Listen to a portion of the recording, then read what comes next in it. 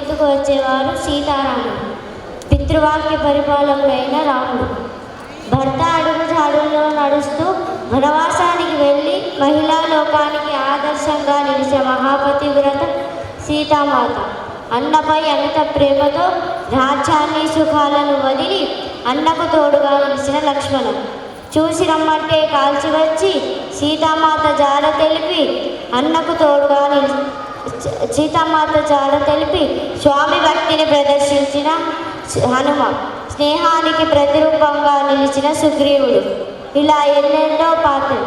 అన్నిటినీ మించి పుత్రునిపై అమిత ప్రేమతో వియోగాన్ని తట్టుకోలేక ప్రాణాలు విడిచిన తండ్రి దశరథ మహారాజు.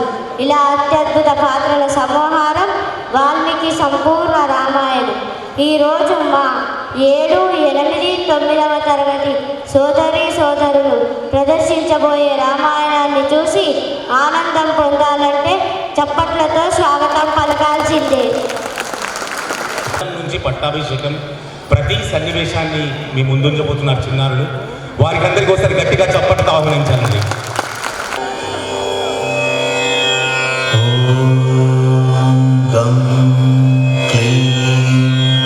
లక్ష్మీ గణపతయే నమః. శ్రీరాఘవం దశరథాత్మజమప్రమేయం సీతాపతిం రఘుకులాన్వయరత్నదీపం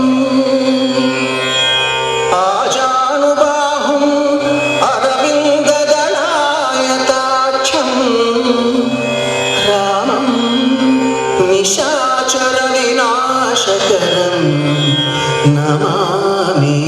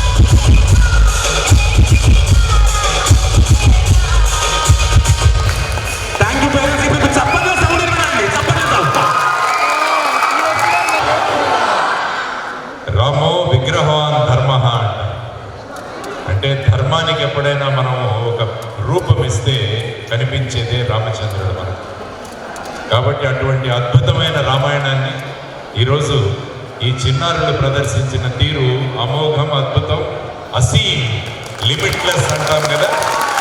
ఈ కార్యక్రమాన్ని పేరే అసీం, లిమిట్లెస్.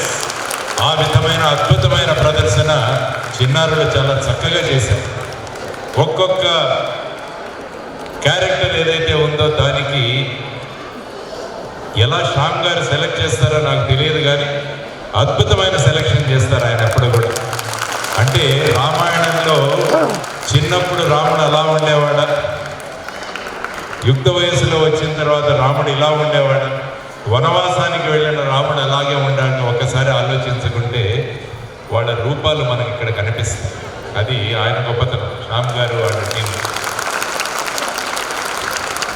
రామాయణం ఎంత గొప్ప పురాణం అంటే మనకి, అందుకనే చెప్పారు మీరు రాత్రి పడుకోబోయే ముందు పిల్లలకు రామాయణంలోని ఘట్టాలను చదివి వినిపించండి పిల్లలకి. రాముడు బచ్చా బచ్చా మే రామ్ హై అంటాం మనం ఎప్పుడు కూడా. ప్రతి పిల్లల్లో కూడా రాముడు మనం తీసుకురావాలంటే కౌసల్య కావాలి, దశరథుడు కావాలి. అంటే మీరే అమ్మా నాన్నలు, కౌసల్య దశరథుడుగా మీరు అవతారం ఎత్తాలి. అదేవిధంగా గురువు గారి రూపంలో విశ్వామిత్రుడు, వశిష్ఠుడు, వారిద్దరూ వారికి అద్భుతమైన చదువు చెప్పారు, వారికి ధైర్యాన్ని నేర్పించారు. తాటకిని చంపాలా లేదా అన్న సంశయం ఉన్నప్పుడు విశ్వామిత్రుడు ఆమె ఆడదైనా పర్వాలేదు కానీ సమాజానికి విఘాతం కలుగజేస్తుంటే నీ ధర్మాన్ని నువ్వు నెరవేర్చాలని విశ్వామిత్రుడు రాముడికి పాఠాలు చెబుతాడు. అది గురువు యొక్క గొప్పతనం, అది గురువుల యొక్క గొప్పతనం. రామాయణం తీసుకుంటే ప్రతి ఒక్క అంశంలో కూడా అనేక విషయాలు మీకు తెలుస్తాయి. స్వామి భక్తి ఎలా ఉండాలి, స్వామి భక్తి ఎలా ఉండాలి అంటే హనుమంతుడు చెప్తాడు మనకు స్వామి భక్తి ఎలా ఉండాలో అని చెప్పేసి. కాబట్టి ప్రతి ఒక్క విషయం కూడా సోదరుడు ఎలా ఉండాలంటే లక్ష్మణుడు మనకు చెబుతాడు సోదరుడు ఎలా ఉండాలి. సీతను ఎత్తుకు వెళ్ళిపోయిన తర్వాత సీత యొక్క నగలు దొరుకుతాయి. దొరికిన తర్వాత రామచంద్రుడు చూపిస్తాడు, ఈ నగలు వదినవేనా అంటే ఆయన అంటాడు, నేను మిగతా నగలను గుర్తుపట్టలేను కానీ అమ్మవారి యొక్క కాళ్లకున్న ఏవైతే గజ్జెలు ఉన్నాయో అవి మాత్రమే నేను గుర్తుపట్టగలను. ఎందుకంటే నా దృష్టి ఎప్పుడూ కూడా సీతాదేవి యొక్క పాదాల మీదే ఉండేదని చెప్పేసి లక్ష్మణుడు చెబుతాడు. ఇది సోదరుడి యొక్క గుణగణాలు ఆ విధంగా ఉండాలి. అందువల్ల రామాయణంలోని ప్రతి అంశము కూడా మనకు ఒక పాఠాన్ని నేర్పిస్తుంది. భర్త కష్టాలలో ఉన్నప్పుడు నేను కూడా వంట వస్తానని చెప్పేసి సీతమ్మ రాముడితో పాటు వెళుతుంది, నేను కూడా వస్తానని లక్ష్మణుడు వెళతాడు. ఇది ఒక కుటుంబం ఎలా ఉండాలో చూపించే ఒక అద్భుతమైన గ్రంథం రామాయణం. ఇది మతానికి సంబంధించిన గ్రంథం కాదు, ఇది మన ప్రవర్తన గురించి, మనం ఎలా ఉండాలి సమాజంలో అన్నదానికి ప్రతీక రామాయణం. అందువల్ల రామాయణ భారతాల్లోని అనేక విషయాలు మీరు పిల్లలకు నేర్పిస్తే మీ బిగ్ బాస్లను పక్కనకు పెట్టి ఈ బిగ్ బాస్ గురించి చెప్పండి మీ పిల్లలకు. వీళ్ళు బిగ్ బాస్, వీళ్ళ గురించి చెప్పండి పిల్లలకి. బచ్చా బచ్చా మే రామ్ హై అని మనం కావాలి అంటే మన పిల్లలను రాములుగా మనము పెంచాలి అన్నది మీరు నేర్చుకోవాలని ఈరోజు శ్యామ్ గారికి ఒకసారి చప్పట్లు కొట్టండి అందరూ. వంశీ గారు ఎంత గొప్పగా ఉంటుందంటే వాళ్ళ టీము.